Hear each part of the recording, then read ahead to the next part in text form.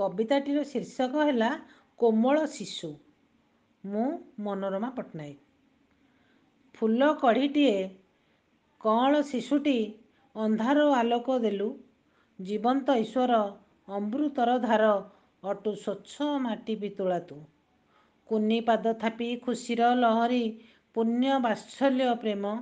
ପିତା ମାତାଙ୍କର ତୁ ସୁନ୍ଦର ଭବିଷ୍ୟ ଆମର ଏତିକି କାମ୍ୟ। ଯେତେ ବାଧାବିଘ୍ନ ଆସୁନା କାହିଁକି ବାଛିବୁ ସର୍ବଦା ସତ୍ୟ। ସୁଯୋଗ୍ୟ ସନ୍ତାନ ହେବୁ ଦେଶର କରିବୁ ଉତ୍ତମ ଚରିତ୍ର। ବିନ୍ଧାଣୀ ସାଜି ଗଢ଼ିବୁ ଆମେ ଚେତନାର ଦ୍ୱାର ତୁ। ନୂତନ କଳିକା ଆଲୋକର ପଥ ଜୀବନର ସତ୍ୟ ବଡ଼ ବନ୍ଧୁ। ମହାପୁରୁଷଙ୍କ ଅନୁସରଣରେ ସର୍ବଦା ରହିବୁ ଧନ। ପ୍ରସ୍ଫୁଟିତ ଶିଶୁ ଦେଶ ଭବିଷ୍ୟତ ଏତିକି ଆମର କାମ୍ୟ। ଜୟ ଜଗନ୍ନାଥ।